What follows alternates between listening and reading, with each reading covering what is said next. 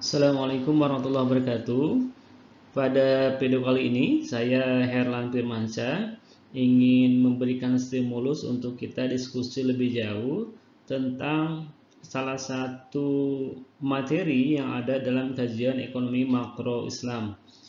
Tepatnya kali ini kita akan mengkaji tentang globalisasi ekonomi, kemudian perdagangan internasional, dan perdagangan bebas dalam perspektif ekonomi Islam. Nah, kita masuk ke penyebab globalisasi ekonomi.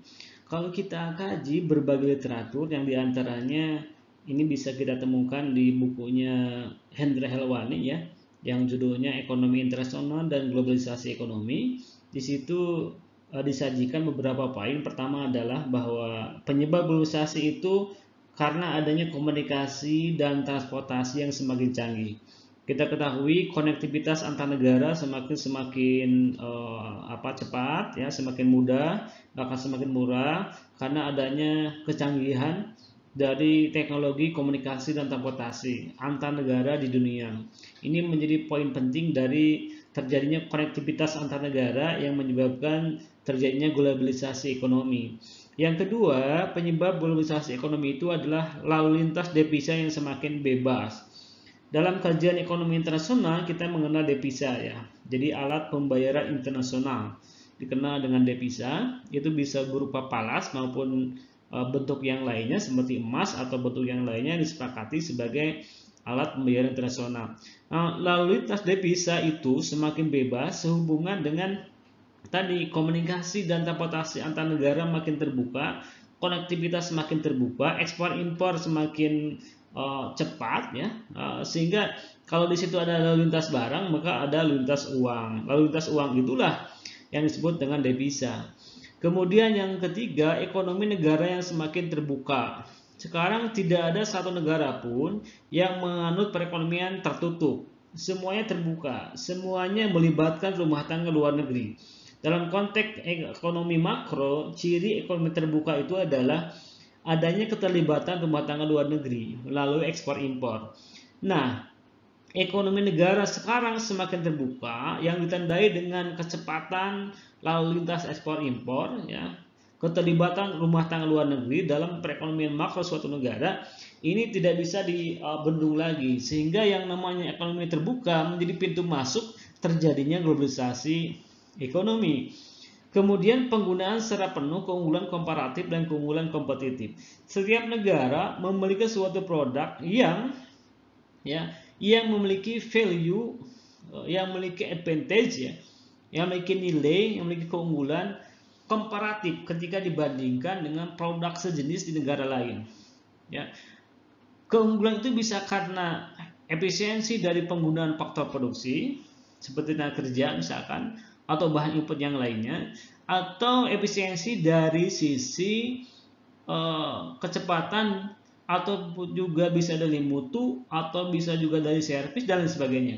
Yang jelas bahwa ada nilai tambah yang dimiliki oleh suatu produk di suatu negara yang jika dibandingkan dengan negara-negara lain, produk tersebut memiliki keunggulan, dan itu bisa menjadi daya tarik untuk pembeli dari luar masuk atau menjadi kekuatan bagi negara tersebut untuk menjual keluar. Nah, itu disebut dengan keunggulan komparatif dan keunggulan kompetitif. Kemudian yang berikutnya, metode produksi dan perakitan dengan organisasi manajemen yang makin efisien. Keterlibatan secara mayoriti dari teknologi dalam proses produksi melahirkan efisiensi, melahirkan produktivitas.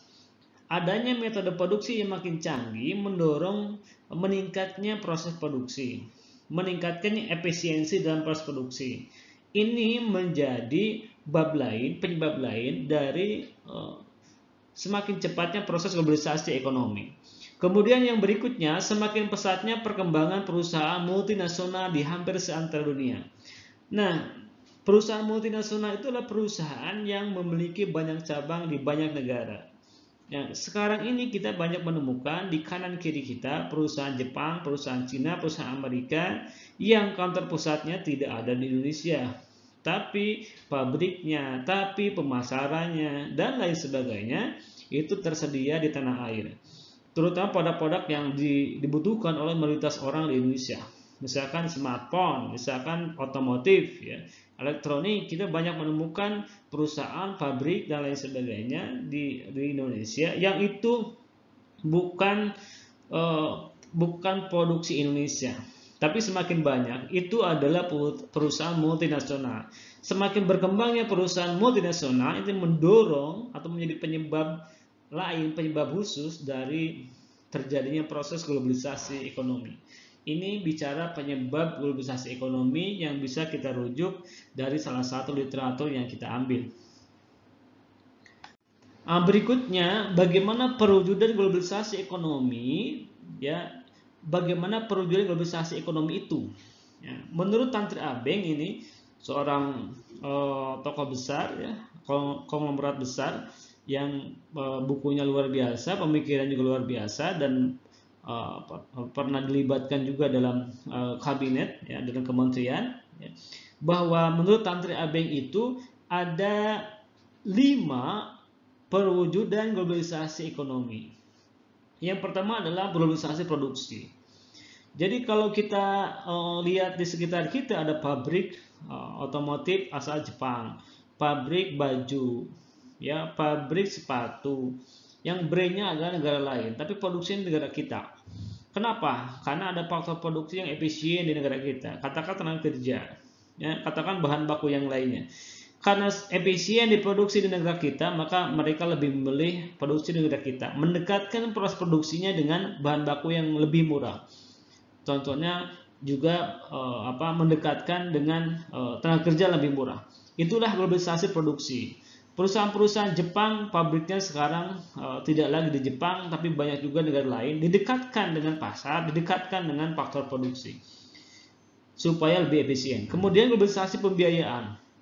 Perusahaan-perusahaan termasuk negara sekarang yang membutuhkan pendanaan untuk kegiatan, untuk proyek, ya, untuk bisnis, tidak hanya mendapatkan pendanaan dari dalam negeri, tapi bisa juga mendapatkan pendanaan dari negara lain, ya, dari negara lain, dari lembaga internasional. Itulah yang disebut dengan globalisasi pembiayaan.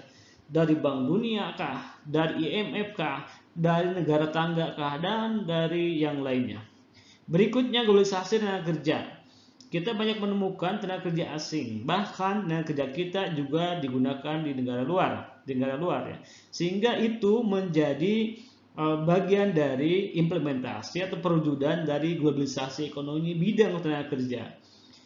Angkatan kerja kita bisa bekerja di luar negeri juga sama bisa. Ya, ketika ada investasi biasanya juga itu disertai dengan penggunaan tenaga kerja dari negara asal investor itu. Itulah disebut dengan globalisasi tenaga kerja. Kemudian globalisasi jaringan informasi. Peristiwa di Amerika detik ini pun real time kita bisa mengetahuinya. Peristiwa di Denmark hari ini bisa mengetahui langsung. Ya, kejadian di Malaysia real time hari ini kita bisa tahu, dan kebalikannya. Itulah jaringan informasi. Viralnya informasi di dunia itu sangat cepat akibat dari globalisasi jaringan informasi. Kemudian globalisasi perdagangan. Ekspor impor itu menjadi indikator dari terjadinya perdagangan internasional. Sekarang tidak ada satu negara pun yang bisa memenuhi seluruh kebutuhan rakyatnya di dalam negeri. Pasti melibatkan negara lain. Sehingga yang namanya ekspor, yang namanya impor menjadi keniscayaan sekarang. Dan itulah yang disebut dengan globalisasi perdagangan. Itu setidaknya ada 5 hal, 5 perwujudan globalisasi ekonomi. Berikutnya kita masuk perdagangan bebas. Kalau tadi kita sudah mengkaji tentang globalisasi ekonomi, sekarang kita masuk ke perdagangan bebas. Apa itu perdagangan bebas? Untuk mengkaji perdagangan bebas tentu kita harus mengkaji dulu apa itu perdagangan internasional. Ya, karena perdagangan bebas bagian dari varian dari perdagangan internasional. Nah, perdagangan internasional itu dapat diartikan sebagai sejumlah transaksi perdagangan atau jual beli di antara pembeli dan penjual, yang dalam hal ini satu negara dengan negara lain atau pelaku ekonomi satu dengan yang lainnya, ekspor dan impor, eksportir dan importir pada suatu pasar demi mencapai keuntungan yang maksimal bagi kedua belah pihak. Ya, jadi pasti interaksi antara mereka itu tujuannya mencapai keuntungan masing-masing pihak, di mana pelaku ekonominya lintas negara. Itulah yang disebut dengan perdagangan internasional. Nah, adapun perdagangan bebas itu adalah perdagangan internasional tanpa ada hambatan masuk, ya, tanpa adanya barrier to entry, tanpa adanya barrier to entry. Barrier to entry atau hambatan masuk itu bisa berupa tarif, bisa berupa kuota, bisa berupa bea dan lain sebagainya. Kalau terjadi perdagangan internasional, maka semua itu dihilangkan. Awalnya mungkin dikurangi, tapi pada akhirnya dihilangkan. Sehingga lalu lintas antar negara, barang dan jasa itu bisa tanpa adanya hambatan masuk. Ya. Jadi perdagangan bebas ini akan memicu percepatan globalisasi ekonomi, akan terjadi yang disebut dengan pertukaran antar negara tanpa hambatan masuk, dan lain sebagainya. Itulah disebut dengan perdagangan bebas. Nah, bagaimana perspektif ekonomi syariah?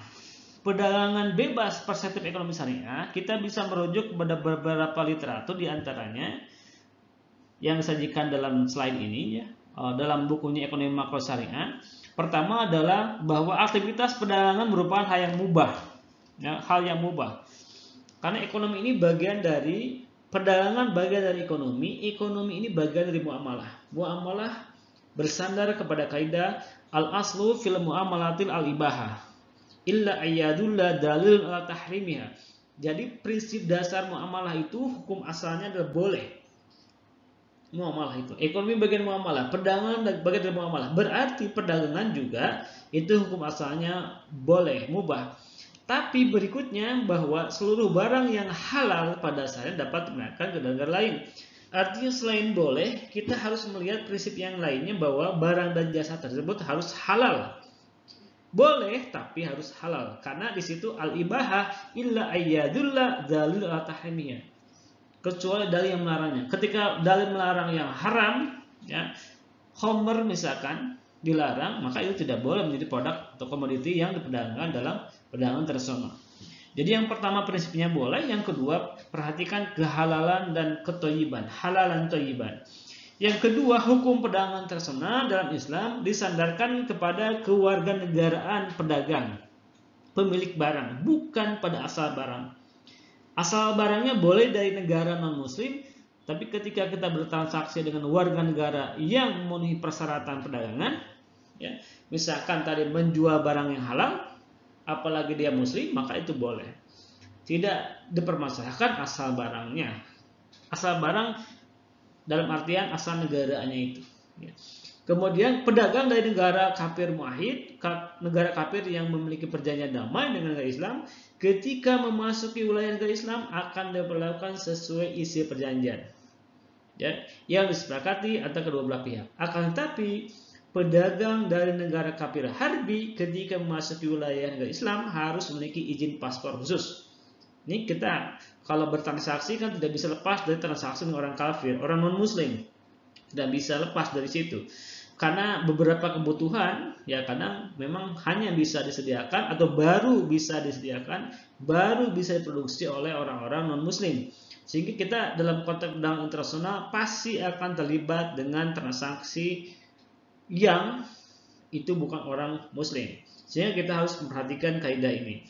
Kemudian yang kelima, memperbolehkan perdagangan internasional dengan alasan sejalan Islam. Karena adanya larangan Islam terhadap penarikan cukai atas barang impor milik warga negara Islam tidak dapat dibenarkan. Jadi kalau terkait dengan cukai, nanti ada bab khusus di bawahnya, ada al-usr, ya. Ada al-maqs, ada al-usr. Kalau al-maqs itu katanya itu semacam tarif gelap, ya, tidak resmi. Jadi kalau negara kita japrem, gitu ya, iuran liar, pungli, gitu. Tapi kalau al-usr, bea cukai yang resmi tetap oleh negara itu boleh. Nah, ini kelima, ya, prinsip kelima yang perhatikan terkait dengan pandangan perspektif ekonomi syariah tentang perdagangan bebas. Nah, berikutnya sedikit saya belok ke sini dalam perdagangan, dalam kebijakan fiskal Islam. Contohnya ini pendapatan negara zaman Rasulullah lah. Di sini ada beberapa dari kaum muslimin, dari non muslim, dari umum. Sini ada istilah al-usr, ya, ada istilah usr dari muslim, usr, ada juga usr dari non muslim. Usr ini terkait dengan cukai, bea cukai. Jadi cukai ini sebetulnya dari dulu sudah ada. Yang beda tentunya adalah varian pelaksanaannya, model pelaksananya. Tapi poinnya adalah bahwa adanya pajak, adanya bea cukai terhadap barang yang keluar masuk antar negara itu dari dulu juga memang sudah ada. Yang beda adalah modal implementasinya, yang beda adalah tarif itu. Tergantung kepada kebijakan negaranya. Nah, ini ada pemikiran Abu Ubaid. Abu Ubaid ini adalah seorang tokoh besar, seorang tokoh pemikiran ekonomi syariah pada fase-fase awal. Fase-fase awal ini kita kelompokkan pada fase awal sampai dengan 5 Hijriah atau sampai dengan 11 Masehi ya. Di situ banyak tokoh besar, ada Ali bin Zaid, kemudian ada Imam Abu Hanifah, Ibnu Miskawai, ada Al-Mawardi, di sini juga ada Abu Ubaid ya. Tokoh-tokoh besar pada fase awal. Di situ Abu Ubaid terkenal dengan tata kelola ekspor impor. Pemikirannya tentang tata kelola ekspor impor. Nah, ekspor impor dapat dibagi menjadi 3 menurut Abu Ubaid ini. Pertama adalah tidak adanya nol tarif dalam perdagangan internasional. Jadi Abu Ubaid termasuk yang tidak pro terhadap perdagangan bebas ya. Artinya harus ada tarif, harus ada cukai, harus ada pendapatan negara dari ekspor impor itu. Ya. Kemudian yang kedua, cukai bukan makanan pokok lebih murah. Nah, cukai untuk makanan pokok, makanan yang sifatnya daruriyat, kebutuhan pokok bisa lebih murah. Kenapa? Supaya kebutuhan daruriyat ini bisa dipenuhi. Kalau terlalu mahal nggak bisa diakses oleh masyarakat, ya, karena mahal harganya. Tapi kalau cukainya murah, nanti diperjualbelikan murah sehingga masyarakat bisa terjangkau. Kalau mahal tidak terjangkau, nanti akhirnya bisa mendorong inflasi, bahkan nanti bisa mendorong kemubazirannya. Kemudian ada batas tertentu untuk dikenakan cukai. Dalam ekonomi makro syariah itu ada cukai yang sifatnya 2,5% sampai dengan 10%. Itu nanti di kajian fiskal Islam sendiri yang bisa kita bahas ya terkait dengan cukai itu. Ini pokok pemikiran Abu Ubaid. Nah, terakhir saya beri kesimpulan bahwa pertama, apa itu globalisasi ekonomi? Globalisasi ekonomi itu merupakan suatu gerakan yang meningkatkan kadar hubungan saling ketergantungan antar negara. Jadi kalau sudah ada saling ketergantungan antar negara, karena masing-masing negara bisa saling memenuhi kebutuhan rakyatnya, di situ terjadi ketergantungan, maka di situ terjadi globalisasi ekonomi. Bahkan menimbulkan proses menyatunya ekonomi dunia. Jadi ekonomi dunia bersatu. Kenapa? Karena faktor produksi saling tukar, kemudian barang dan jasa saling tukar, dan ada ketergantungan pemenuhan faktor produksi barang dan jasa itu. Sehingga batas-batas negara, batas-batas antar negara dalam berbagai praktek dunia usaha atau bisnis seakan-akan dianggap tidak berlaku lagi. Itulah yang disebut dengan globalisasi ekonomi. Nah, berikutnya summary-nya, kesimpulannya, benang merahnya ya, pada slide ini terakhir adalah perdagangan bebas. Perdagangan bebas itu merupakan varian tersendiri dari perdagangan internasional. Ya. Perdagangan internasional diartikan sebagai kegiatan transaksi barang dan jasa yang dilakukan pelaku ekonomi antar negara. Adapun perdagangan bebas merupakan perdagangan internasional tanpa adanya barrier to entry. Tadi sudah jelaskan. Ya, itulah benang merah dari video kali ini. Mudah-mudahan menjadi bisa menjadi bagian dari nutrisi, bisa menjadi bagian dari stimulus untuk mengkaji lebih jauh tentang globalisasi ekonomi, tentang perdagangan dan perdagangan bebas, ya, tentang perdagangan bebas, kemudian bagaimana ekonomi makro Islam memandang itu. Demikian, terima kasih, mudah-mudahan bermanfaat. Assalamualaikum warahmatullahi wabarakatuh.